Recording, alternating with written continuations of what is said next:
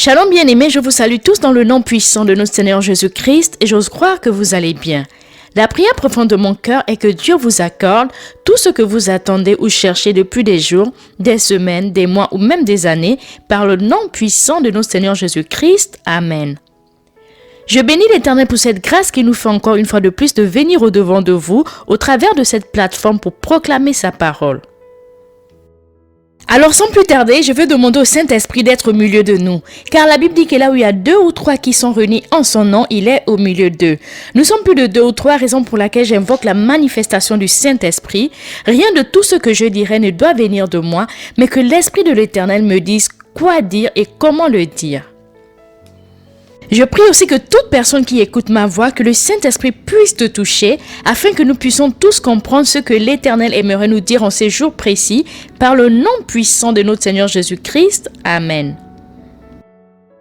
Bien aimés, nous continuons avec notre thème que nous avions commencé il y a quelques mois, que nous avions appelé l'étude sur la chrétienté. Nous avions déjà fait 4 parties et aujourd'hui nous parlerons de la 5e partie que nous avons intitulée le baptême. Nous avions puissamment été bénis par cette étude sur la chrétienté et si vous n'avez pas encore suivi les précédentes vidéos, je vous demanderai poliment de le faire, car la Bible dit que vous connaîtrez la vérité et la vérité vous affranchira.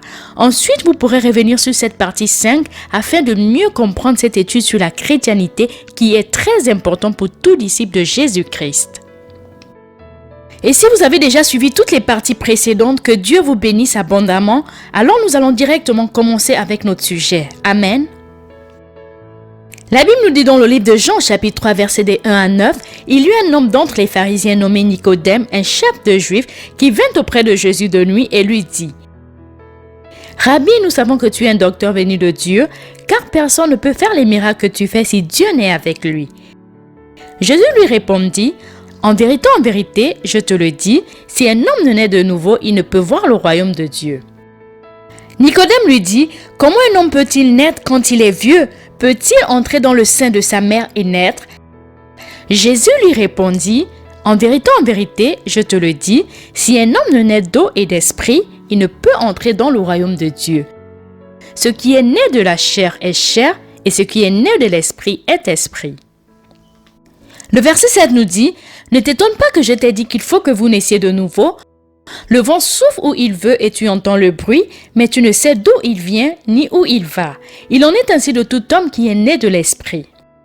Nicodème lui dit : comment cela peut-il se faire? Bien-aimés, nous avons tous suivi la conversation que Nicodème avait eue avec Jésus-Christ et Nicodème te représente, me représente et nous représente tous. Jésus nous dit en ce jour particulier, en vérité, je te le dis et je te l'assure, qu'à moins que tu ne naisses de nouveau, tu ne verras pas le royaume de Dieu. Nicodème n'ayant pas compris ce langage, reprit Jésus : à moins que tu ne naisses d'eau, c'est-à-dire d'esprit, tu ne peux entrer dans le royaume de Dieu. Jésus continue en disant : ce qui naît d'une naissance naturelle, c'est la vie humaine. Ce qui naît de l'esprit est animé par l'esprit. Ne sois donc pas surpris si je t'ai dit : il vous faut renaître d'en haut.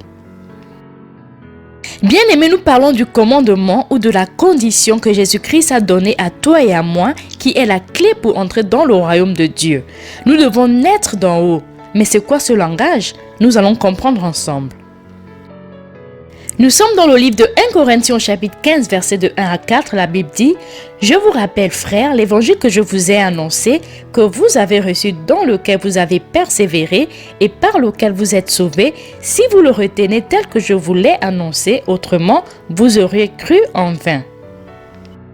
Je vous ai enseigné avant tout, comme je l'avais aussi reçu, que Jésus-Christ est mort pour nos péchés selon les Écritures. Le verset 4 dit : il a été mis au tombeau, il est ressuscité le 3e jour, comme l'avaient annoncé les Écritures. Amen.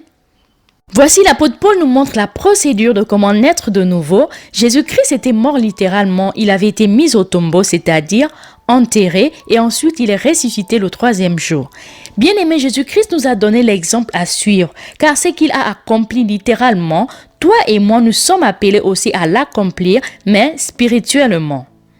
C'est-à-dire, quand il était mort littéralement, c'était pour que nous ayons le pardon des péchés. Et nous savons très bien que Jésus-Christ n'avait commis aucun péché. Mais il devait mourir pour toi et moi, payer cette dette, quelque chose qu'il n'avait pas fait, afin que lorsque nous nous repentons de nos péchés et nous prenons la décision de mourir face au péché, nous sommes spirituellement liés à ce qu'il avait accompli à Golgotha.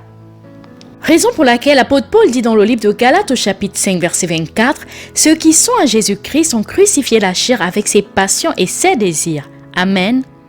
Bien-aimé, lorsque tu te répands sincèrement, nous avions fait 2 vidéos sur la repentance, c'est mourir dans sa chair comme Jésus-Christ était crucifié à la croix. Si tu aimais la masturbation, la fornication, l'adultère, la débauche, l'immoralité sexuelle ou pratique dégradante qui inclut l'homosexualité ou les rapports sexuels avec des animaux ou encore si tu adorais des statues photos de Jésus ou Marie, c'est l'idolâtrie, l'ivrognerie, la jalousie, la haine, les querelles, les disputes et les choses semblables, ceux qui commettent de telles choses n'hériteront point le royaume de Dieu. Alors que lorsque nous nous repentons sincèrement, nous devons abandonner tous ces désirs de la chair. Parce que Jésus-Christ était mort à la croix pour toutes ces choses. Peu importe ce que tu as commis dans le passé, le sang de Jésus te sanctifiera et te purifiera lorsque tu te répands sincèrement. Ensuite, la prochaine étape que Jésus-Christ a accomplie sur la croix de Golgotha, c'était l'enterrement où il était mis dans le tombeau. Bien-aimé, lorsque Jésus-Christ disait à Nicodème qu'il fallait naître de nouveau ou naître d'en haut, il lui disait « Moi, Jésus, je serai littéralement mis dans le tombeau, mais vous, mes disciples, vous aurez à être enterrés dans l'eau qui est le baptême. » Raison pour laquelle Jésus-Christ, en montant au ciel après sa résurrection, il nous dit dans le livre de Matthieu au chapitre 28 verset 19, « Allez, faites de toutes les nations des disciples, les baptisons au nom du Père, du Fils et du Saint-Esprit. » Et le livre de Marc au chapitre 16 verset 15 à 16 dit, « Allez dans tout le monde entier. » Bizarrement, le Coran de Mahomet vous dira que Jésus-Christ, qu'ils appellent Issa, fils de Marie, n'était qu'un envoyé pour les Juifs. La Bible dit, annoncez la bonne nouvelle à tous les hommes, celui qui croira et sera baptisé sera sauvé, mais celui qui ne croira pas sera condamné. Donc bien aimé, nous voyons clairement que le baptême est indispensable. Sans le baptême, personne ne peut être sauvé. Mais nous avons des questions concernant le baptême. Ne vous inquiétez pas, gardez votre souffle et suivez cette vidéo attentivement. À la fin, vous aurez des réponses à toutes vos questions. Amen. Nous commençons d'abord par définir c'est quoi le baptême. Le baptême ou le baptême d'eau est un rite ou un sacrement de la foi en Jésus-Christ par lequel le chrétien est sauvé, purifié du péché en devenant enfant de Dieu qui symbolise la nouvelle vie du croyant chrétien. Directement, nous allons voir 2 catégories de questions sur le baptême qui sont le mode et la formule. Le mode du baptême concerne comment doit être fait le baptême et qui doit être baptisé. La formule du baptême, c'est lorsque la personne est baptisée et par quel nom le fait-on. Alors nous commençons par le mode du baptême. Curieusement, chez les chrétiens, nous avons 2 modes de baptême. Chez les catholiques et orthodoxes, nous avons ce qu'ils appellent baptême mais qui est fait par arrosage. Nous savons tous que le Nouveau Testament est écrit en grec, alors que lorsque nous regardons le baptême d'arrosage qui est pratiqué à l'église catholique et orthodoxe, ce type de baptême est appelé en grec rantizo. Et nous avons le baptême chez les pentecôtistes et évangéliques qui est le baptême d'immersion. Quelquefois cela nous trouble, on se demande quel est le vrai baptême. Dieu merci aujourd'hui, avec l'évolution de la technologie, nous pouvons faire des recherches et trouver des réponses. Amen. Bien-aimés, rantizo n'est trouvé nulle part dans la Bible. En d'autres termes, ce sont des traditions de l'homme, mais pas un commandement de Dieu. Rappelez-vous que la Bible dit « baptisez-vous » et non « rantizo ». Le baptême par immersion vient du mot grec « baptizo » qui a donné naissance au terme français « baptême ». En d'autres termes, pour être enterré, c'est tout le corps qui doit entrer dans l'eau, pas seulement arroser la tête. Baptizo veut dire plonger, immerger, submerger, purifier en plongeant, laver, rendre pur avec de l'eau. Rantizo, qui est le baptême d'arrosage, est généralement fait sur des bébés ou des enfants. Bref, les enfants ne peuvent pas et ne doivent pas être baptisés. La Bible dit dans le livre de Luc au chapitre 2, versets 21 à 23, « Lorsque 8 jours plus tard arriva le moment de circoncire l'enfant en lui donnant le nom de Jésus. C'était le nom que l'ange avait indiqué avant qu'il ne fût conçu dans le sein de sa mère. Et quand le jour de leur purification fut accompli, selon la loi de Moïse, Joseph et Marie le portèrent à Jérusalem pour le présenter au Seigneur. En effet, il est écrit dans la loi du Seigneur, tout garçon premier-né sera consacré au Seigneur. Bien-aimés, les enfants sont présentés ou consacrés à Dieu et non baptisés. La preuve en est que Jésus-Christ était baptisé à l'âge de 30 ans. Nous passons à la formule qui est quand et en quel nom devons-nous être baptisés. Pour trouver la réponse à ces questions, nous allons lire plusieurs exemples dans la Bible qui parlent du baptême. Nous avons différentes catégories de personnes. Par exemple, le baptême chez les Juifs, nous sommes dans le livre de Actes au chapitre 2, verset 38. Pierre leur dit « Répentez-vous et que chacun de vous soit baptisé au nom de Jésus-Christ pour le pardon de vos péchés et vous recevrez le don du Saint-Esprit. » Ici, c'est avec les Samaritains. Nous sommes dans le livre de Actes au chapitre 8, verset 14. Les apôtres qui étaient à Jérusalem, ayant appris que la Samarie avait reçu la parole de Dieu, y envoyèrent Pierre et Jean. Ceux-ci, arrivés chez les Samaritains, prièrent pour eux afin qu'ils reçussent le Saint-Esprit, car il n'était encore descendu sur aucun d'eux. Ils avaient été baptisés au nom de Jésus-Christ. Alors Pierre et Jean leur imposèrent les mains et ils reçurent le Saint-Esprit. Ceux-ci, ce sont des païens qui s'étaient fait baptiser dans le livre de Actes au chapitre 10, verset 48, et il ordonna qu'ils fussent baptisés au nom du Seigneur, sur quoi ils le prièrent de rester encore quelques jours auprès d'eux. Ici, c'étaient des disciples de Jean-Baptiste qui avaient reçu le même baptême que Jésus-Christ. Nous lisons dans le livre de Actes au chapitre 19, versets de 1 à 6, « Pendant qu'Apollo était à Corinthe, Paul, après avoir parcouru les hautes provinces de l'Asie, arriva à Éphèse. Ayant rencontré quelques disciples, il leur dit, « Avez-vous reçu le Saint-Esprit quand vous avez cru ?» Ils lui répondirent, « Nous n'avons même pas entendu dire qu'il y a un Saint-Esprit. » Il dit, « De quel baptême avez-vous donc été baptisés ?» Ils répondirent, « Du baptême de Jean. » Alors Paul dit, Jean a baptisé du baptême de la repentance, disant au peuple de croire en celui qui venait après lui, c'est-à-dire Jésus-Christ. Au verset 5, sur ces paroles, ils furent baptisés au nom du Seigneur Jésus. Lorsque Paul leur imposa les mains, le Saint-Esprit vint sur eux, ils parlèrent en langue et prophétisaient. Amen. Bien-aimés, au travers de ces différentes lectures, nous avons la réponse sur la formule du baptême. Comment pouvons-nous être baptisés? C'est après avoir reçu et accepté Jésus-Christ comme Sauveur et Seigneur de sa vie, après avoir sincèrement fait la repentance. Et le baptême ne se fait que par le nom de Jésus-Christ.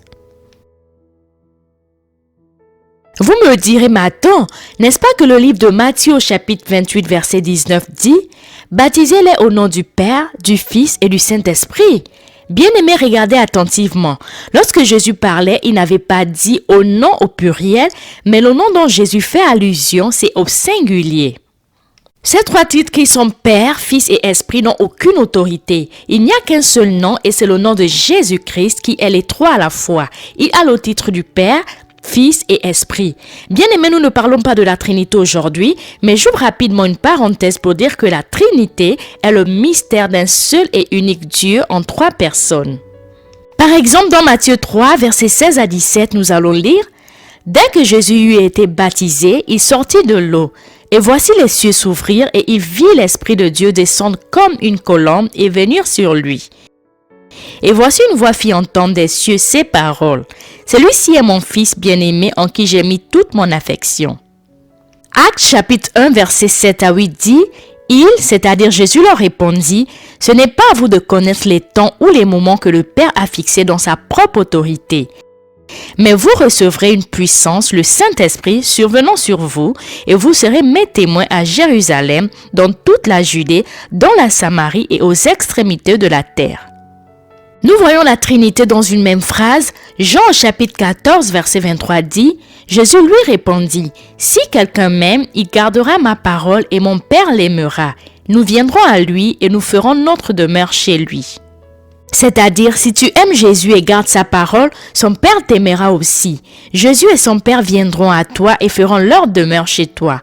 Jésus aussi dit dans le livre de Jean, chapitre 10, verset 30, « Or moi et le Père, nous ne sommes qu'un. » Bien-aimés, nous savons tous que le Père, le Fils et le Saint-Esprit ne sont que des titres, mais il doit avoir un nom, n'est-ce pas?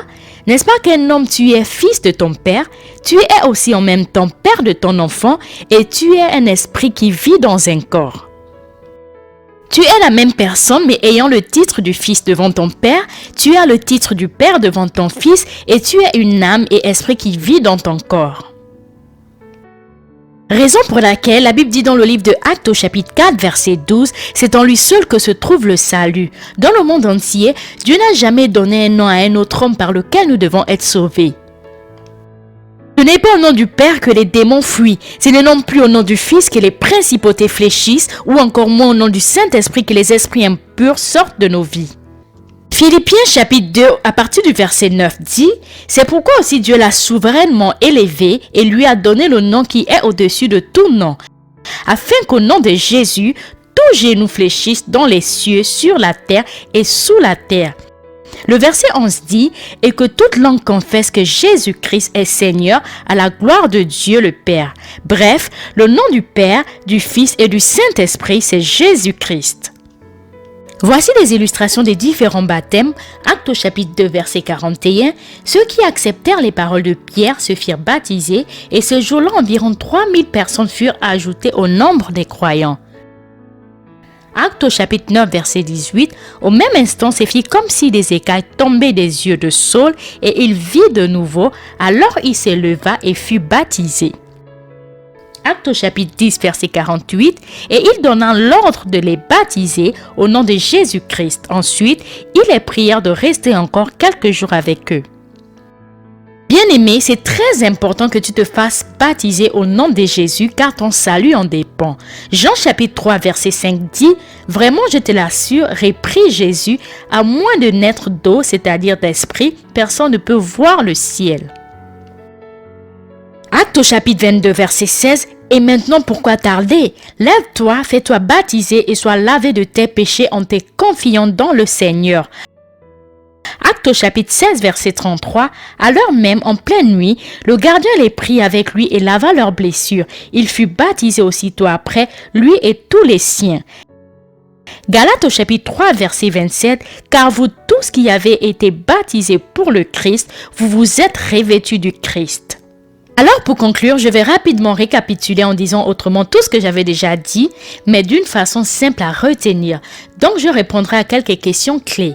Le baptême est un acte au cours duquel on immerge le chrétien dans l'eau pour représenter symboliquement la fin d'une ancienne manière de vivre et un nouveau départ.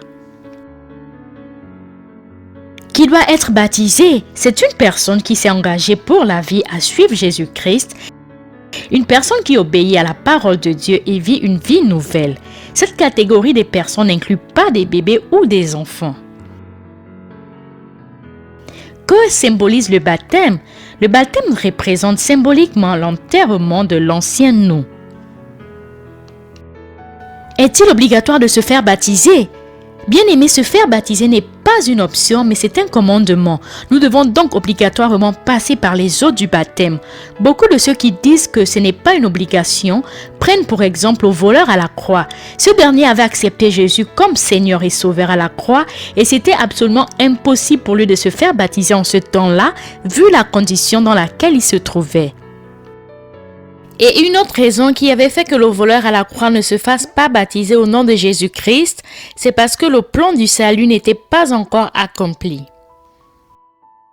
Jésus devait d'abord mourir, être enterré et ressuscité afin que le plan de Dieu qui nous sauve des flammes de l'enfer entre en vigueur.